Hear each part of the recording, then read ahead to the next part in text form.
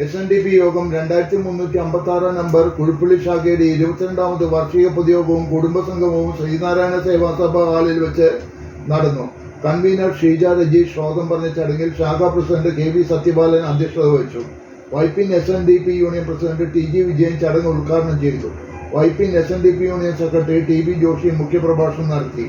SNEF സംസ്ഥാന secretary KP Gopalakrishnan പ്രഭാഷണം നടത്തി. പ്രവർത്തന റിപ്പോർട്ട്, വരവ് ചെലവ് കണക്ക്, ഓഡിറ്റ് റിപ്പോർട്ട് തുടങ്ങിയവ അവതരിപ്പിച്ചു. ശാഖാ vice president AD Vasudevan, secretary KR Rajendran, വനിതാ സംഘം സെക്രട്ടറി സിൽവി സുരേഷ്, ശാഖാ കമ്മിറ്റി അംഗം ഷൺമുഖൻ തുടങ്ങിയവർ ആശംസകൾ അർപ്പിച്ച് സംസാരിച്ചു. സംസ്ഥാന സെക്രട്ടറി കൂടിയായ ശ്രീ KP ഗോപാലകൃഷ്ണൻ മണിക്കൂർ വിനോദം എന്ന് പറയും. ഇന്ന് നമ്മൾ ഒരാളെ തല്ലിയാല് മനുഷ്യാവകാശം, ward member, panchayat president, MLA എല്ലാവരും ഇടപെടും അല്ലേ? അത് ജനാധിപത്യ രാജ്യമാണ്. അന്ന് രാജാധിപത്യ കാലത്ത് പടനായകനെ വിളിച്ച് ഈ വരുന്നവരെ വഴിയിലൂടെ കടക്കുവാൻ അവസരം കൊടുക്കരുത്. എന്താണ് അദ്ദേഹം ചെയ്തത്? 200ഓളം വരുന്ന ചെറുപ്പക്കാരെ വെട്ടി നുറുക്കി. 200ഓളം വരുന്ന നമ്മളുടെ ഈഴവ സഹോദരങ്ങളെ വെട്ടി നുറുക്കി. മണിക്കൂർ വിനോദം എന്ന് പറയുന്ന വലിയ തൊഴിലാളി പ്രസ്ഥാനത്തിന്റെ ഏറ്റവും വലിയ മുദ്രാവാക്യങ്ങളൊക്കെ മലയാളിക്ക് പരിചയപ്പെടുത്തി യോഗം ഉദ്ഘാടനം ചെയ്യുകയും യോഗത്തിൽ സംസാരിക്കുകയും ചെയ്തു. ഉദ്ഘാടകൻ കഴിഞ്ഞ 21 വർഷത്തെ പ്രവർത്തന പരിചയമുള്ള ഈ കുടുംബ യൂണിറ്റാണ് ശ്രീനാരായണ കുടുംബ യൂണിറ്റ്. പ്രതിമാസ യോഗങ്ങളിൽ ഒരുപാട് ചർച്ചകൾ നടത്തിയാണ് നമ്മൾ ഇതുവരെ എത്തിയത്. ഈ പ്രദേശം തന്നെ ഗുരുവിന്റെ പ്രഭ ചൊരിയുന്ന പ്രദേശമാണ്. ഗുരുവിനെ അറിയേണ്ടത് നമ്മുടെ കടമയും ഉത്തരവാദിത്വവുമാണ്. നമ്മുടെ വേദാന്തങ്ങളെയും ഉപനിഷത്തുകളെയും സ്തോത്ര കവിതകളുമായി നമുക്ക് ഗുരു പറഞ്ഞു തന്നു. ദാർശനിക കൃതികളും നമ്മൾ പഠിക്കേണ്ടിയിരിക്കുന്നു എന്ന് അദ്ദേഹം പറഞ്ഞു. ഇന്ന് ഏറെ ചർച്ച ചെയ്തുകൊണ്ടിരിക്കുന്നത് വേദവ്യാസനുമായി ഗുരുവിനെ താരതമ്യം ചെയ്തുകൊണ്ടാണ്. ഗുരുവിന്റെ ദർശനത്തോളം മഹത്തായ ലോകത്ത് മറ്റൊന്നില്ല. നമ്മുടെ അടുത്ത തലമുറയെ വളർത്തി വ്യക്തിത്വമുള്ളവരാക്കുവാൻ ഗുരുവിന്റെ ദർശനം നമ്മൾ പഠിക്കേണ്ടിയിരിക്കുന്നു. ഇതിനായി നമ്മുടെ യൂണിയനിൽ തന്നെ ഗുരുദർശന പഠനം എല്ലാ 2ാം ശനിയാഴ്ചയിലും നടത്തുന്നു. തെരഞ്ഞെടുത്ത് ഭരണസമിതി രൂപീകരിച്ചു. കൺവീനറായി ഷീജ രജീഷിനെയും ജോയിന്റ് കൺവീനറായി VA ഗിരീഷിനെയും കമ്മിറ്റി മെമ്പർമാരായി ബൈജു സുനിൽ, നീന രാജേഷ്, സിനി ജയന്തൻ, ലതാ പ്രകാശൻ, പീതാംബരൻ പൂത്തേരി, സജീവ് പഴപ്പള്ളി, ബീന തിലകൻ എന്നിവരെ തെരഞ്ഞെടുത്തു. 10/6/24 ചാർജ് കൈമാറ്റം നടന്നു. 28/6/24 കൂടിയ കമ്മിറ്റി തീരുമാനപ്രകാരം 2 പേരെ കൂടി പുതിയ കമ്മിറ്റിയിലേക്ക് തെരഞ്ഞെടുത്തു. ഷൈബി ഗോപാലകൃഷ്ണനെയും ഇന്ദു ജയനെയും തെരഞ്ഞെടുത്തു. ആകെ 11 പേർ ഈ ഭരണസമിതിയിൽ ഉണ്ട്. ഭരണസമിതി ചുമതല ഏറ്റ ശേഷം ആദ്യമായി രജിസ്ട്രേഷൻ പുതുക്കുകയും ബാങ്ക് പാസ്ബുക്കിൽ പേരുകൾ മാറ്റി പ്രവർത്തനം ആരംഭിച്ചു. 280, പലിശ അതിനകത്ത് വരവ് 1800, ബാങ്ക് അക്കൗണ്ട് 19,620, പ്രവേശന ഫീസ് 600, സംഭാവന ഫുൾ ബുക്കിൽ 27,315, മുൻ ഭരണസമിതി വാടക 9,125, ബാങ്ക് പലിശ 97 രൂപ, സമ്പാദ്യ പദ്ധതി 10,000 രൂപ, കൺവീനർ അഡ്വാൻസ് 1,223, ആകെ 79,060, നീക്കിയിരിപ്പ് 2,450, ഒട്ടാകെ 81,540 വരവ്. ചെലവ് വായ്പ 15,000, ബാങ്ക് അക്കൗണ്ടിൽ 21,097, മരണാവശ്യത്തിന് കൊടുത്തത് 2,000, ചതയം 300, ചതയം സഭയിൽ 300, സംഭാവന 1,500, ചികിത്സാധന സഹായം 1,000 രൂപ, കുടുംബസംഗമം 26,315 രൂപ, പ്രിന്റിംഗ് സ്റ്റേഷനറി 2,792, കുടുംബ യൂണിറ്റിൻ്റെ NDS 800, റീന്യൂവൽ ഫീസ് 50, വിവാഹ ധനസഹായം 2,000, യാത്രാ ചെലവ് 2,051, പലവക താലം 300 രൂപ, യാത്രാ ചെലവ് 251, താലത്തിന് 300 രൂപ, സമ്പാദ്യ പദ്ധതി 5,000 രൂപ, കൺവീനർ അഡ്വാൻസ് 1221 രൂപ. ആകെ 79,628. നീക്കിയിരിപ്പ് 1912. ഒട്ടാകെ 81,540. കുടുംബ യൂണിറ്റിൻ്റെ വാർഷിക ലാഭനഷ്ട സ്റ്റേറ്റ്മെൻറ്റാണ് എടുത്തത്. പരിസംഖ്യ 9,250. പലിശ 1,800. പ്രവേശന ഫീസ് 600. സംഭാവന 27,315. വാടക 9,125. ബാങ്ക് പലിശ 97. കൺവീനർ പലിശ 1,223. ആകെ 49,440. ഒട്ടാകെ 49,540. ചെലവ് മരണാവശ്യം 2,000. ചതയം 300. സംഭാവന 1,500. ചികിത്സാ സഹായം 1000. കുടുംബസംഗമം 26,315. Printing stationery 2,792. Renewal fees 50. വിവാഹ ധനസഹായം 2,000. യാത്രാ ചെലവ് 251. കുടുംബസംഗമം 800. താലം 300. Convener allowance 1,221. ആകെ 38,531. ലാഭം 10,909. ടോട്ടല് 49,440. കുടുംബത്തിൻ്റെ ആസ്തി കുടുംബ യൂണിറ്റിൻ്റെ ആസ്തി 8,488. ലാഭം 10,909. ആകെ 19,397. SB account 2,485. അംഗവായ്പ 15,000. തയ്യൽ നീക്കിയിരിപ്പ് 1912. ആകെ ബാക്കി 19,397. ഇത് ഈ ഓഡിറ്റിംഗ് റിമാർക്സ് ഓഡിറ്റിംഗ് നാൾ വഴി എഴുതുമ്പോൾ ശ്രദ്ധിച്ച് എഴുതുക. ബുക്ക് പാസ്ബുക്ക് മാസവും തീയതിയും തന്നെ നാൾ വഴിയിലും രേഖപ്പെടുത്തുക. വൗച്ചറുകളും ബില്ലുകളും കൃത്യമായി എഴുതി സൂക്ഷിച്ചിട്ടുണ്ട്. അത് റിമാർക്സായിട്ട് ഓഡിറ്റ് ചെയ്ത കണക്കും ആണ് വായിച്ചത് ബോധ്യപ്പെട്ടത്.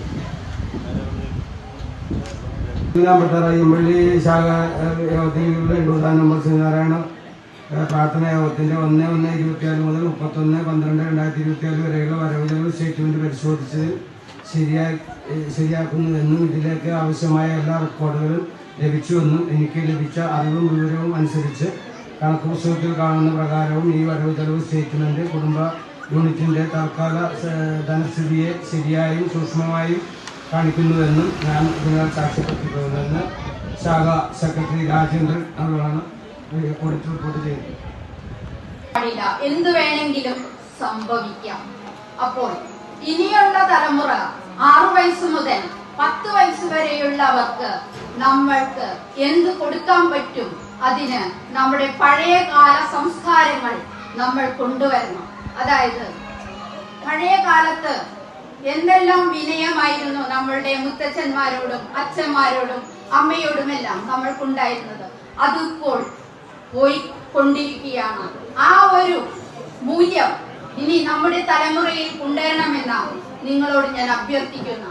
അവർക്ക് ശ്രീനാരായണ ഗുരുദേവന്റെ ദർശനങ്ങളും നമ്മളുടെ എന്തെല്ലാം ദൈവദശകമുണ്ട്, ഗുരുശൽക്കമുണ്ട്, എല്ലാം പറഞ്ഞ് അവരെ മനസ്സിലാക്കി കൊടുക്കണമെന്ന് മാത്രം പറഞ്ഞുകൊണ്ട് ഈ യൂണിറ്റിന് എല്ലാവിധ അനുഗ്രഹങ്ങളും ആശീർവാദവും ഭഗവാന്റെ അനുഗ്രഹങ്ങളും ഉണ്ടാകട്ടെ എന്ന് പ്രാർത്ഥിച്ചുകൊണ്ട് നിർത്തുന്നു. നന്ദി, നമസ്കാരം. ശ്രീനാരായണ ഗുരുഭക്തൻ 22ാമത് വാർഷികം ആഘോഷിക്കുന്ന, നല്ല രീതിയിൽ ആഘോഷിക്കുന്ന ശ്രീനാരായണ കുടുംബ യൂണിറ്റിന് അയ്യമ്പള്ളി SNDP ശാഖയുടെ എല്ലാവിധ അഭിനന്ദനങ്ങളും ആശംസകളും അറിയിക്കുന്നതോടൊപ്പം തന്നെ ചെറിയ ഒരു കഥ പറഞ്ഞുകൊണ്ട് ഞാൻ എൻ്റെ വാക്കുകൾ കൊടുക്കുന്നതായിരിക്കും. ഈ കഥ എന്ന് പറയുന്നത് കഴിഞ്ഞ ദിവസം ശ്രീധർമ്മ പ്രചരണ സഭയുടെ മീമാംസ എന്ന പരിപാടി മൂത്തൂന്നും പ്രിൻസിപ്പളും ശ്രീനാരായണ ഗുരുദേവ ദർശനങ്ങളുടെ ഡോക്ടറേറ്റ് എടുത്ത ഡോക്ടർ ജിത പറഞ്ഞ ഒരു ചെറിയൊരു കഥ എന്ന് പറഞ്ഞാൽ, ഒരിക്കൽ ഒരിടത്ത് ഒരു പൂച്ച ഉണ്ടായിരുന്നു. ഈ പൂച്ചയുടെ പക്കൽ ഒരു പക്ഷി വന്നിരുന്നു. പൂച്ചക്ക് പക്ഷിയെ കണ്ടപ്പോൾ ഭയങ്കര ഒരു ആഗ്രഹം തോന്നി ഇതിനെ ഭക്ഷിക്കുവാനായിട്ട്. പക്ഷെ പൂച്ചയുടെ ആരോഗ്യസ്ഥിതി മോശമായതിനാൽ അതിനെ ഒറ്റയടിക്ക് തിന്നാൻ പറ്റാത്തൊരു സാഹചര്യമാവുന്നു. അപ്പോഴാണ് പൂച്ചയുടെ ഉള്ളിൽ ഒരു ബുദ്ധി തോന്നിയത്. പൂച്ച പുഴുക്കളെ കൊത്തി തിന്നുന്ന കാഴ്ച കണ്ടു. പൂച്ച വേഗം 2 പുഴുക്കളെ പിടിച്ചുകൊണ്ട് പക്ഷിക്ക് ഇട്ട് കൊടുത്തു.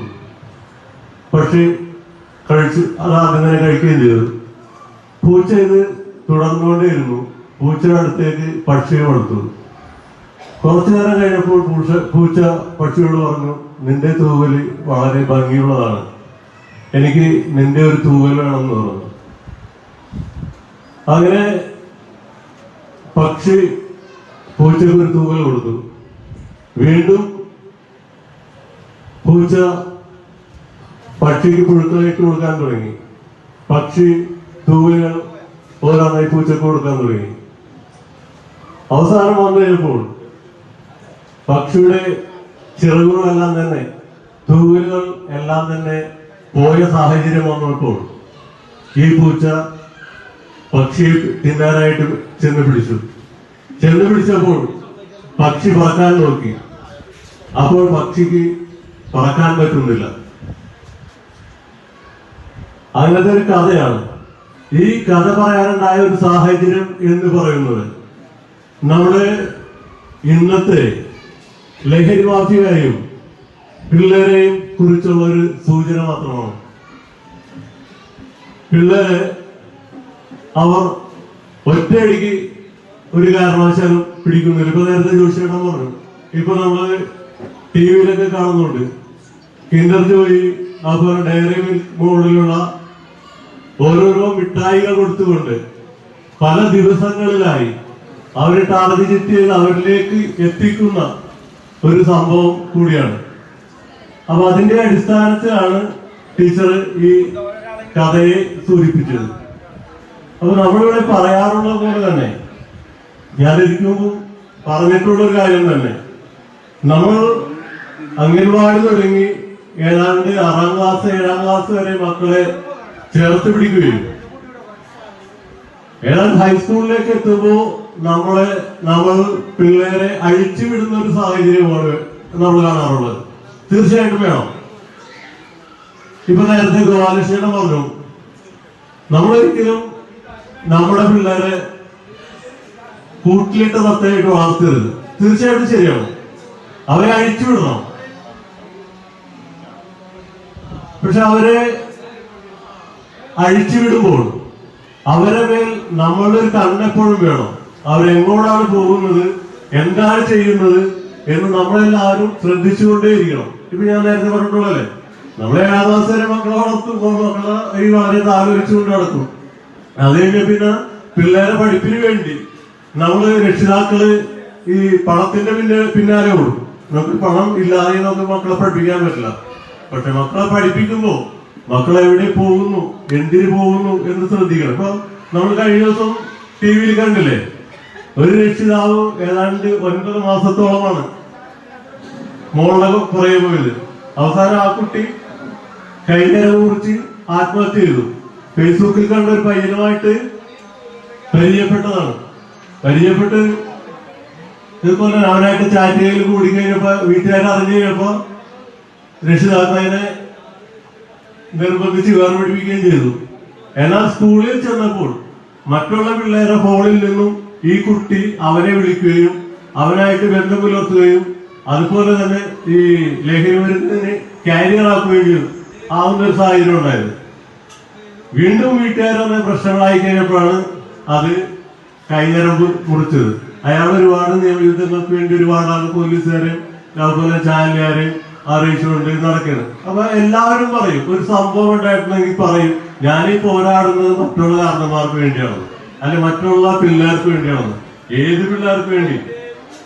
എത്ര പേര് ടി വി കാണുന്നുണ്ടാവും, എത്ര പേര് പത്രം വായിക്കുന്നുണ്ടാവും? ഇത് ആ കാണുന്ന സ്ഥിരം കുറച്ച് പേര് മാത്രമോ ഇത് കാണുകയും ചെയ്യുള്ളൂ, കേൾക്കുകയും ചെയ്യുള്ളൂ. അല്ലാത്തവരാരും കേൾക്കുകയുമില്ല, കാണുകയുമില്ല. ഇപ്പൊ